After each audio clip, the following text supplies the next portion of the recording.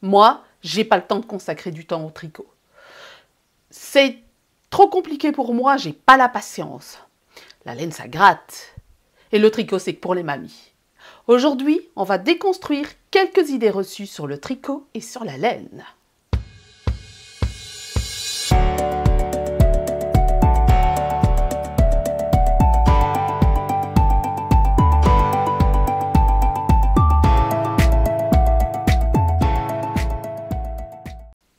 Bonjour à tous, bonjour à toutes, ici c'est Christelle Lioul, Christelle Elka, designer tricot, et ceci n'est pas un podcast. Aujourd'hui, ce ne sera pas un podcast, aujourd'hui on va déconstruire ensemble quelques idées reçues qui ont la vie dure sur le tricot et sur la laine. Toute première idée reçue, c'est le tricot, c'est pour les mamies. S'il y a bien un art créatif qui a une image désuète et conservatrice, c'est le tricot. Le tricot, on l'imagine pour les mamies. Le jardinage, on l'a imaginé pendant longtemps comme étant un art de papy et de mamie, et la pâtisserie, pareil. Or, ces deux arts-là, ces deux occupations-là que sont le jardinage et la pâtisserie, parce qu'on peut aussi parler d'art pour la pâtisserie, le jardinage, vu que moi je ne jardine pas, je suis un peu moins formelle sur le sujet, donc je pense qu'il y a moyen de faire de l'art avec du jardinage aussi.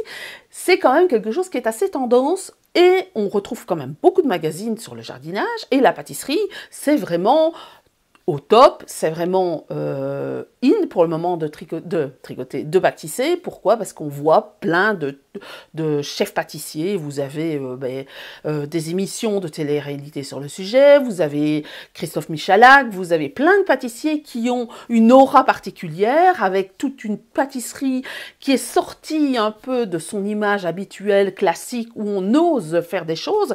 Et ça a aussi un effet chez les gens, tout un chacun, où on pâtisse et on ose se lancer à faire des choses un peu plus hors du commun. Et on a des blogs de pâtisserie, on a ça aussi pour la boulange, et surtout il y a une accélération du mouvement, notamment au niveau de la pâtisserie, grâce au confinement. Le tricot, lui, garde quand même cette image conservatrice et désuète dans l'esprit. Et pourquoi, dans l'esprit de la majorité des gens, et pourquoi est-ce que c'est comme ça? Or, on sait pertinemment bien que ce n'est pas le cas. Le tricot, quand vous parlez de tricot à quelqu'un qui ne tricote pas ou qui n'est pas proche d'un tricoteur ou d'une tricoteuse, qu'est-ce qu'il va penser? Il va penser mamie dans une chaise à bascule ou dans un rocking chair, avec des cheveux permanentés, couverts, des lunettes, en train de tricoter sur des aiguilles droites. Or, on sait bien, vous le savez bien comme moi, que le tricot, il a de multiples facettes et il n'est pas que destiné aux mamies. En fait, en parlant que de mamie, on ne touche qu'une petite partie de la population de gens qui tricotent.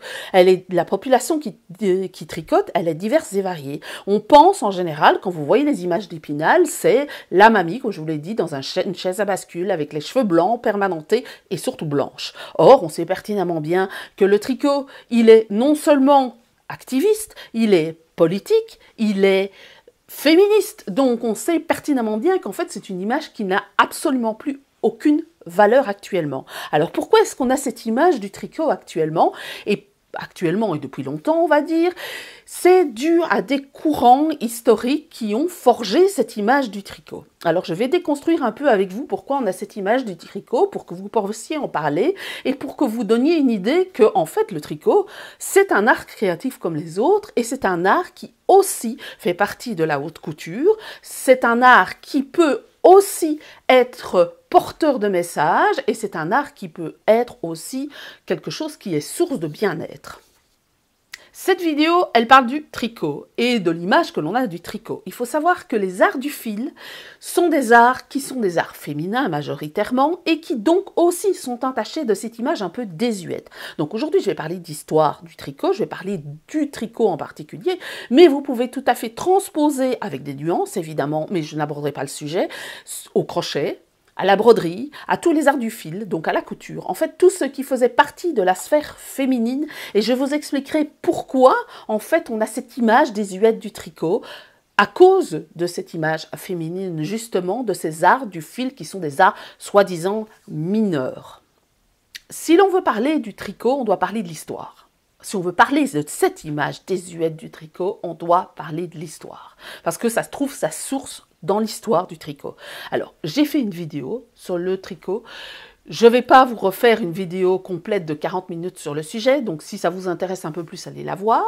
Mais il faut savoir que le tricot est très ancien. Le tricot, il date très probablement du début du millénaire, du 1000 et quelques, pas du 2000, mais 2000 et quelques.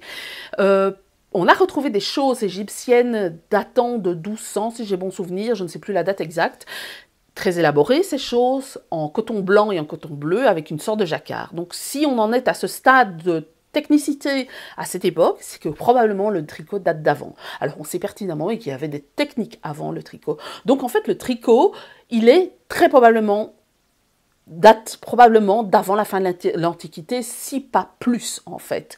Donc on a retrouvé des traces, mais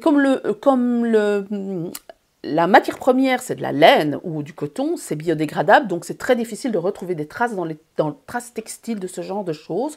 Donc on a un peu de mal à identifier vraiment la naissance du tricot et quand il est né, à cause de la matière qui est utilisée de base. Alors, le tricot, il a évolué, il a été d'abord masculin, je vais vous brosser 500 ans en 30 secondes.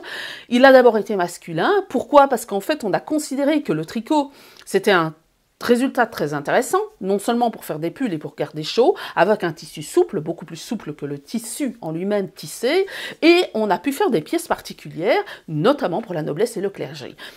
Ont été développées des guildes, ces guildes qui étaient des guildes d'hommes professionnels qui ont énormément de puissance, parce que ça rapportait énormément d'argent, ce genre de choses, la laine et tout ce qui était art textile, donc tissage et tricot autour de la laine, a rapporté énormément d'argent. Il suffit d'aller à Florence pour constater à quel point les guildes de la laine, donc je ne sais plus comment ils appellent ça, de la laine avaient autant, les guildes marchandes de la laine avaient autant de pouvoir, parce qu'en fait c'était vraiment une matière première qui était très importante.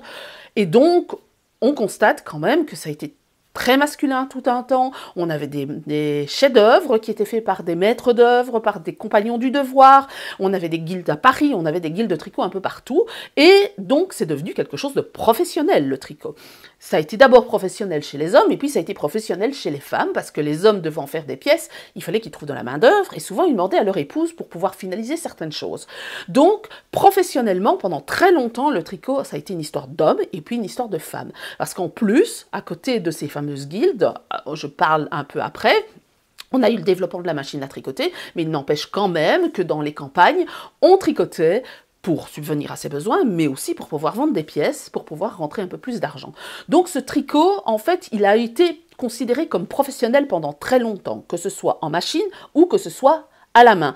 Idem pour le tissage, notamment on peut penser au tissage qu'il y a dans les îles Lewis et Harris. C'était des choses qui rapportaient de l'argent, alors certains consacraient leur vie à ça et d'autres c'était un supplément. Et puis c'est vraiment qu'à la fin du 19e siècle que le tricot a vraiment eu cette image de loisir, de quelque chose d'oisif, de quelque chose d'inutile, parce qu'on en est passé à l'ère de l'industrialisation, et donc on a beaucoup exporté, enfin on a transposé le tricot main, il y en avait encore, mais surtout dans l'industrie textile, parce que ça rapportait plus, et ce sont les classes moyennes qui ont considéré que le tricot était quelque chose d'oisif. En fait, on a eu cette image que il fallait occuper les mains des femmes, et donc on leur faisait faire de la broderie, on leur faisait faire du tricot, et puis du crochet un petit peu plus tard. Donc cette image de la chose inutile à faire pour occuper ses mains, alors qu'on n'avait pas grand-chose à faire, puisqu'on avait des domestiques pour s'occuper des enfants, pour faire à manger, ce genre de choses, eh bien on s'axait sur la broderie et sur le tricot. Cette image, en fait, elle est une image de la femme enfermé dans sa sphère domestique, alors que l'homme, lui, il avait accès beaucoup plus à l'extérieur et beaucoup plus à la vie publique que la femme. C'est très typique de la classe moyenne, parce que la classe ouvrière, elle, continuait à tricoter, c'est un fait, continuait à travailler, mais cette image-là de tricoteuse femme est réservée aux femmes, elle vient de la classe moyenne de la fin du 19e siècle.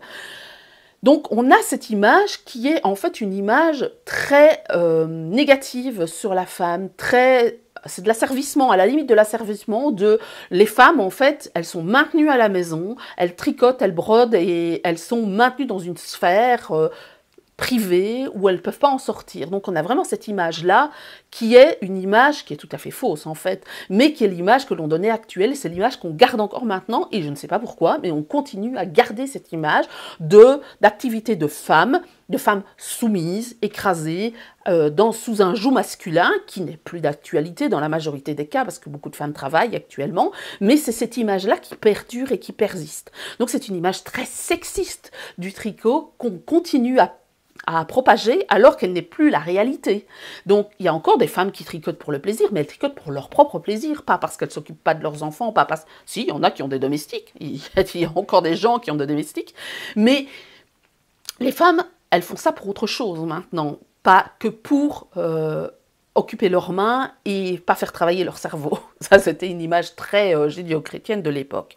Donc ça, c'est déjà cette image un peu sexiste que l'on a du tricot. Ensuite, il faut savoir que avant l'État-providence, avant les congés payés, eh bien, il n'y avait pas de pension, pas de retraite. Les gens, donc chez nous en Belgique, on appelle ça pension, en France, on appelle ça retraite.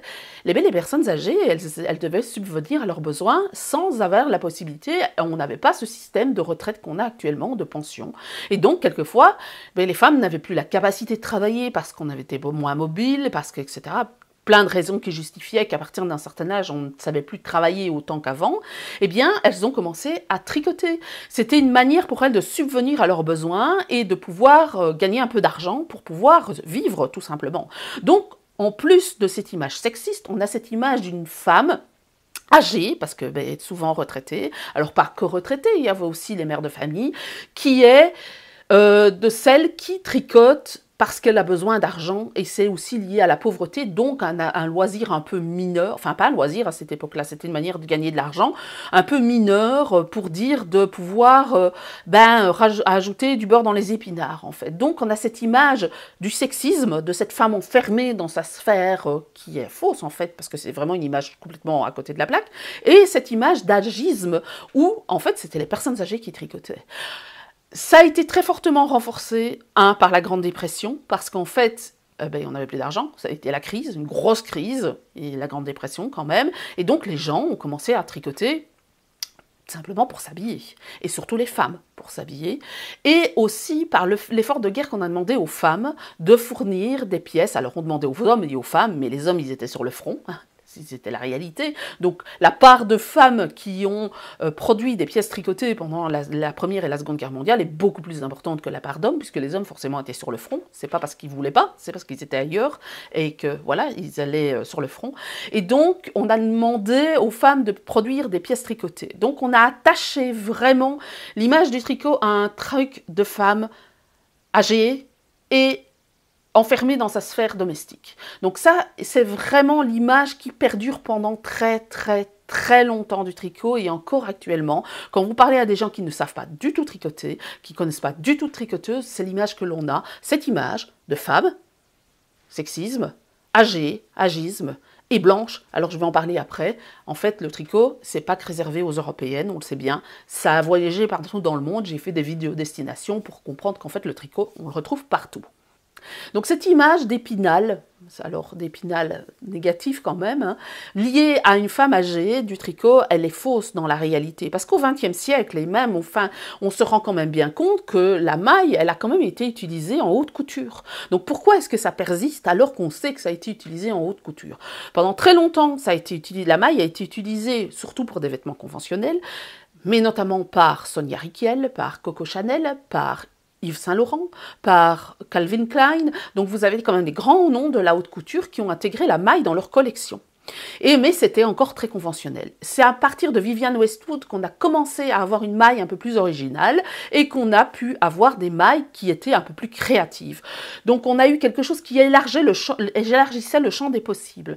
Et donc ce tricot que l'on a encore dans l'image, dans notre tête, dans la tête de la majorité des gens, en fait, il est faux, parce que non seulement, oui, on a des personnes âgées qui tricotent, mais vous avez quand même des grands créateurs qui ont intégré la maille dans leur collection de prêt-à-porter et de haute couture, mais il y a aussi des créateurs qui intègrent ça dans de l'art littéral. Alors c'est de la haute couture dans un certain sens, mais ce sont des tricot très créatif. Alors je pense à Hazar Jawabra, je regarde les noms parce que je les connais pas par cœur, mais donc c'est des gens qui disent par exemple, parce qu'il est encore associé à des stéréotypes domestiques, banal, fastidieux, le tricot a un effet très puissant lorsqu'il est détourné. Donc ce sont des gens qui détournent le tricot pour en faire de l'art. Alors moi j'ai eu l'occasion de rencontrer Madame Tricot qui est une créatrice suisse lorsque j'ai fait le Swiss Yarn Festival. On est dans quelqu'un qui détourne le tricot pour faire de l'art. Elle fait des expos, elle a tricoté des pièces de boucherie et elle avait un message politique derrière ces pièces de tricot. Donc elle veut faire du tricot non pas quelque chose d'utilitaire mais quelque chose de créatif. Donc elle voulait sortir justement de cette image tricot utilitaire parce que les chaussettes pour elle c'était l'archétype du tricot utilitaire et donc elle a voulu présenter le tricot comme aussi un moyen d'expression et un moyen d'utiliser l'art. Donc, vous allez retrouver du tricot extrême, du tricot notamment aussi comme message politique, et vous allez retrouver du tricot utilitaire forcément et de l'artisanat. Donc vous avez un panel de possibilités dans le tricot qui existe et qui est bien loin de l'image que l'on peut avoir de la tricoteuse. Alors le tricot, il est aussi politique, il n'est pas que cette personne âgée qui tricote. Le tricot, il est politique pour plusieurs points de vue. Alors d'abord, actuellement, on a quand même facilité fortement l'accès aux patrons, l'accès à la technicité par l'intermédiaire des vidéos YouTube, par les tutoriels, par les forums, par les sites internet comme Ravelry et ce genre de choses. Et donc on a permis à des jeunes dont les parents ne tricotaient plus parce que pendant toute une génération, les gens ne tricotaient quasiment plus. Il y en a qui ont continué à tricoter, mais il faut savoir que dans les années 70, le tricot avait pris quand même un sérieux coup dans l'aile et il y avait beaucoup de gens qui ne tricotaient plus. Et donc, ça a permis à des jeunes de se réapproprier le tricot, de continuer à transmettre cette technicité, mais aussi à passer un message environnemental.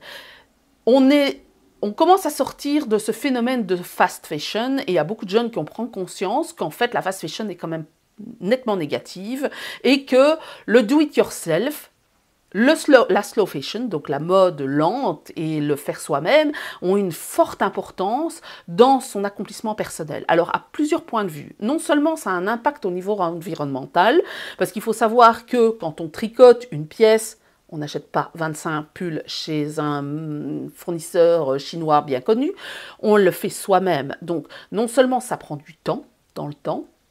Si c'est une pièce qui prend du temps, on ne va pas en faire 25 000, même s'il y en a qui tricotent de manière compulsive. Je ne vais pas parler de ça, mais je vais dire qu'on prend le temps de le faire. Ça nous permet de nous réancrer dans le réel parce que beaucoup de métiers sont dématérialisés. Ça nous permet de prendre conscience de la fibre avec laquelle on travaille et de prendre conscience que certaines fibres sont des fibres qui sont nocives pour l'environnement, qu'on a des fibres qui sont nocives aussi à cause de la teinture que l'on utilise. Donc ça fait prendre conscience de plein de choses au niveau environnemental, ça fait prendre des choses au niveau de l'empowerment. Quel plaisir on peut avoir à tricoter une pièce de A à Z, avoir prendre ses mesures et puis la porter. En fait, on se sent fier, ça renforce notre estime de soi. Le tricot, il est aussi une manière de marquer son engagement sur certains points de vue. Il faut savoir que cette image de la femme blanche tricotante, elle est fausse, je l'ai dit. Le tricot, on le trouve partout dans le monde. Et il est arrivé à des moments différents dans le monde, mais tout le monde tricote. Qu'on soit d'Asie, qu'on soit d'Amérique, qu'on soit d'Afrique, ou qu'on soit d'Australie, ou qu'on soit d'Europe, on tricote. Le tricot se retrouve partout. Et donc, cette représentation de la femme blanche, elle est fausse. Parce qu'en fait, c'est pas ça. Donc, c'est un message aussi politique, c'est qu'il y a eu des groupes de tricot qui se sont formés, dans lequel on échange plein de choses, dans lequel on peut échanger de la convivialité et de la banalité, comme on peut échanger des tracasseries du quotidien, mais on peut aussi échanger des messages politiques. Il y a des groupes qui ont été créés notamment dans les sphères, lorsqu'il y a eu Black Lives Matter, et sur mettre en avant les créateurs noirs en Amérique. On a eu aussi des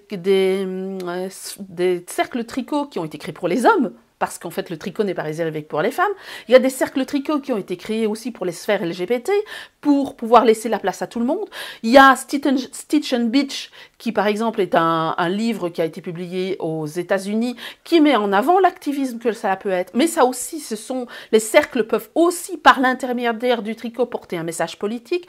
Il y a eu des messages politiques qui ont été portés notamment en Angleterre lors d'une conférence qu'il y a eu sur le nucléaire. Et donc pour favoriser le désarmement nucléaire, on a eu les Pussy Hats lorsque Trump a été élu la première fois pour montrer à quel point cette personne était nocive pour les femmes et mettre en avant le féminisme. Donc le tricot, il peut être politique.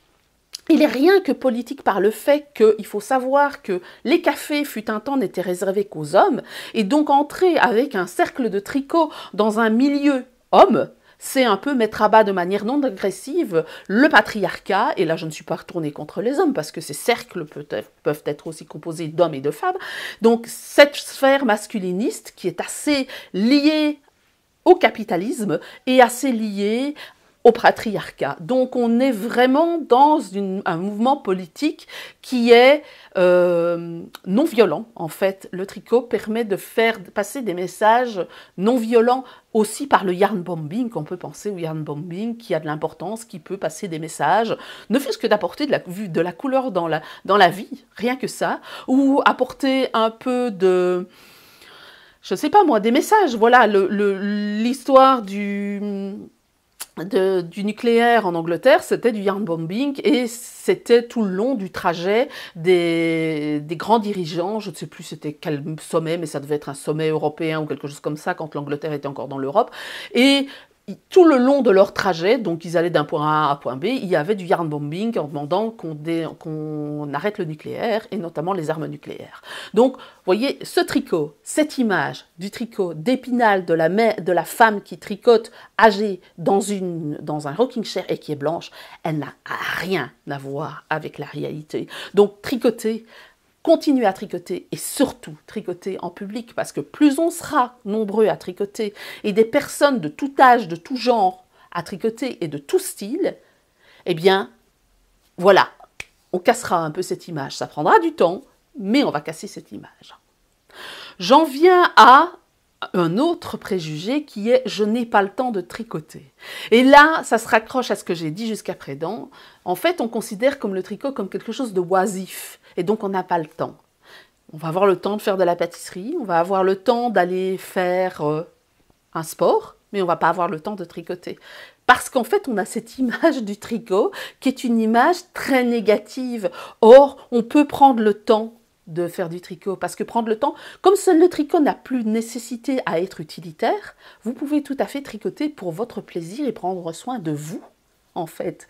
Donc, dire « je n'ai pas le temps », ce n'est pas une excuse. Je n'ai pas envie, c'est une excuse. Mais je n'ai pas le temps n'en est pas une, parce que c'est faux. Parce que si vous avez le temps de passer 45 minutes sur votre téléphone à jouer à un jeu X ou Y, ou que vous avez 2 heures pour aller faire du sport, vous pouvez décider de consacrer ces 2 heures au tricot. C'est pas vrai que vous n'avez pas le temps. C'est que ça ne fait pas partie de vos priorités et que ce n'est pas quelque chose qui vous intéresse. Libre à vous, hein, personne n'est obligé de tricoter, mais on ne peut pas dire « je n'ai pas le temps ».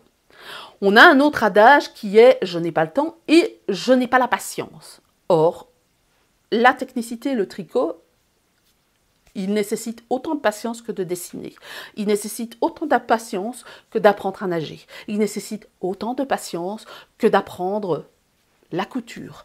Il nécessite autant de patience que d'apprendre une langue. Donc, si vous pouvez le faire, et ce n'est pas inabordable, et en plus, tout le monde peut tricoter. Franchement, c'est une question d'apprentissage. Tout simplement, vous n'allez pas... la patience, si vous l'avez pour cuisiner, pour pâtisser, pour faire un jardin, pour aller faire du sport, vous pouvez l'avoir pour le tricot. C'est parce que vous n'en avez pas envie. C'est pas la même chose.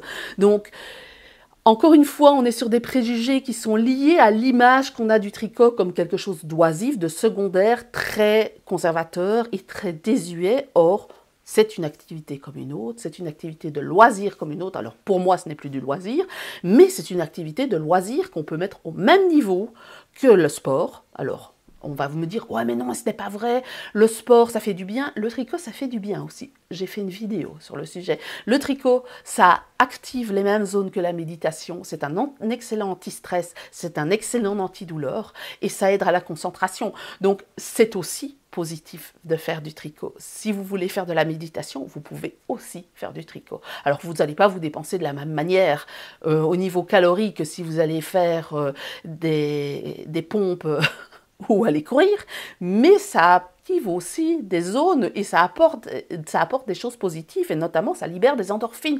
Donc c'est aussi une excellente manière de pouvoir gérer l'anxiété de tricoter. Donc j'ai fait la vidéo sur le sujet. Donc toutes ces excuses qui tournent autour du tricot et des arts créatifs, c'est parce que vous n'en avez pas envie. C'est parce que les gens n'en ont pas envie et pas parce que 1. C'est inutile, 2. Parce qu'on n'a pas le temps, ou 3.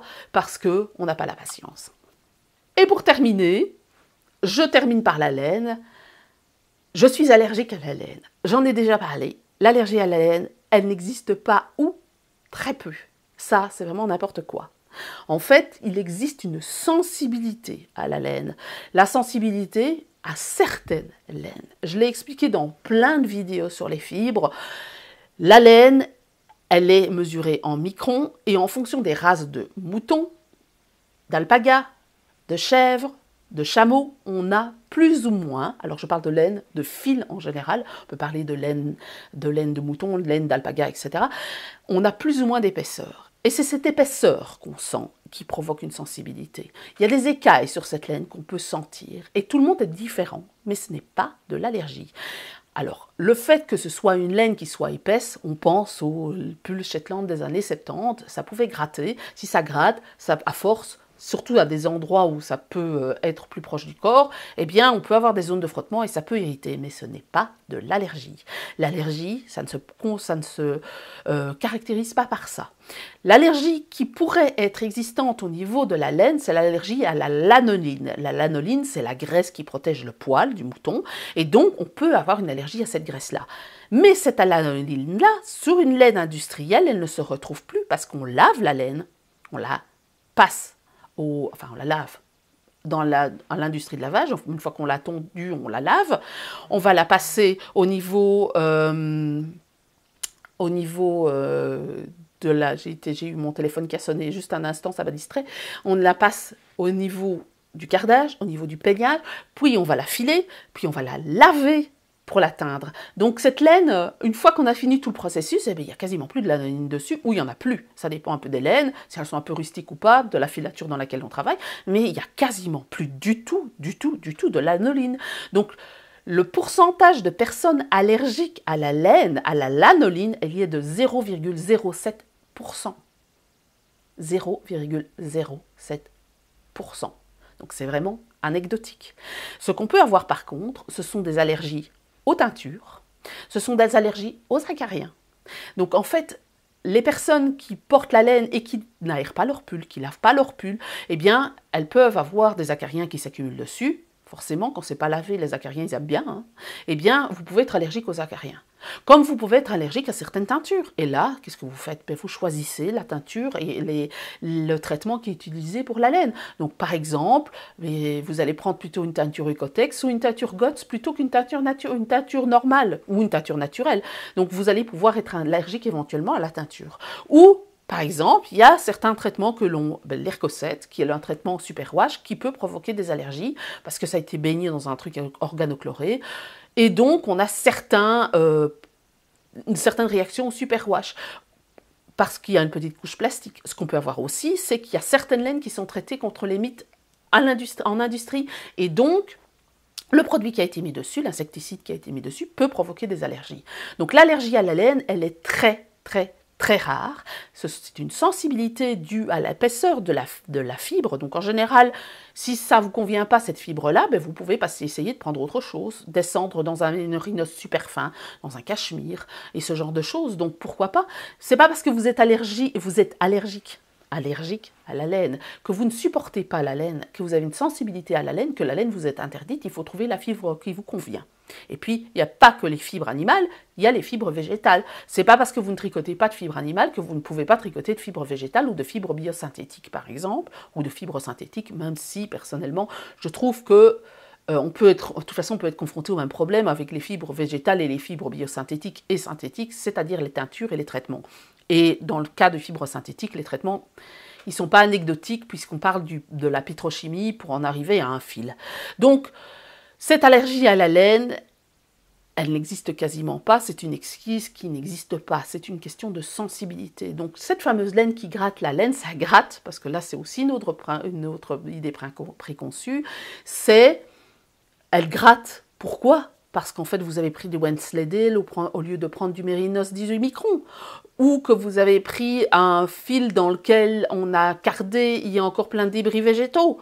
On peut penser plein de choses, mais la laine qui gratte, oui, il y en a qui grattent. Il y en a qu'on appelle des carpet wool en anglais et non de la fibre textile comme pour bébé. Ben oui, ça peut gratter, mais ça va être pas le cas de tout le monde. C'est clair qu'un Islandais par rapport à un Mérinos, vous allez sentir. C'est clair. Maintenant, ça se feutre avec le temps. Donc, la laine qui gratte, mettre tout dans le même paquet, ça aussi, c'est une idée très préconçue. C'est une question de choix et de réfléchir à ce qu'on choisit. J'espère que par cette vidéo, qui était un peu longuette, surtout sur la version, sur l'image d'Épinal de la personne âgée qui tricote, vous aura aidé à trouver des arguments lorsque vous vous retrouvez à table avec des gens qui ne tricotent pas et qui se fichent de vous parce que vous tricotez. Plutôt que de porter un intérêt sur ce que vous faites, ils préfèrent se ficher de vous, je sais, parce que c'est encore fréquent. Il y a des fois, quand vous dites que, par exemple moi, quand je dis que je suis designer textile axé tricot, on me regarde en l'air de dire « Qu'est-ce qu'elle raconte ?» Réellement, ou quand je dis que je tricote, les gens me regardent comme si j'étais une bête bizarre. Alors que si je disais que je faisais des Paris-Brest et des fraisiers, personne ne me regarderait comme une bête bizarre. On trouverait ça génial. Quand je dis que je fais du pain, personne ne me regarde de travers parce que je fais du pain et que je fais régulièrement du pain et que je fais différentes formes de pain. Les gens me regardent. Quand on dit qu'on fait du jardinage et qu'on plante ses légumes, ben personne ne vous regarde comme une bête bizarre. Je ne sais pas pourquoi cette image du tricot persiste et signe encore et encore et encore et encore. Mais en tout cas, j'espère que vous aurez les arguments qu'il faut pour dire en fait que c'est un acte politique, c'est un acte féministe, que ça vous procure du bien-être, que ça vous permet de vous nourrir et de faire des mathématiques, que sais-je, parce que mine de rien, le tricot, c'est aussi faire des maths. Donc voilà, ça vous permet aussi de pouvoir faire travailler vos mains, d'activer les zones de la méditation, pourquoi pas, tant qu'on y est. On est vraiment dans l'ère où on fait de la méditation, du yoga et ce genre de choses. Eh bien, le tricot, c'est le nouveau yoga, dit-on. Voilà, vous aurez les arguments qu'il faut pour faire face aux critiques, pas très constructives, il faut le reconnaître. Donc, cette petite vidéo vous aura abordé quelques sujets. Alors, il y a à creuser. J'ai trouvé beaucoup d'articles scientifiques universitaires sur le sujet, sur le tricot historique, sur le tricot au niveau de l'inclusivité, sur l'importance dans les communautés du tricot, parce que ce sont des cercles, il y a beaucoup de cercles et de cercles de femmes, et à quel point ça crée une dynamique dans certaines communautés, à quel point ça a impacté aussi l'économie de certains pays et certaines îles, notamment les îles Shetland, l'Islande et ce genre de choses. Donc le tricot, c'est loin d'être le petit loisir de la grand-mère inutile, comme on le croit. Ça a marqué l'histoire, ça a marqué les générations, ça peut encore nous marquer, ça peut apporter plein de choses. Donc, je vous en raconterai d'autres. Je pense qu'une vidéo sur le féminisme et le tricot s'avérera nécessaire à un moment donné. Je n'ai pas encore trouvé tout ce qu'il faut pour pouvoir argumenter. J'espère que ces petits arguments vous aideront. On va se retrouver la semaine prochaine. N'hésitez pas à partager la vidéo, à mettre en commentaire comme d'habitude ici en dessous si vous avez envie de mettre un commentaire, pourquoi pas. À informer les gens sur la chaîne YouTube, à mettre un j'aime, à faire un coffee et ce genre de choses. Et on se retrouve samedi prochain.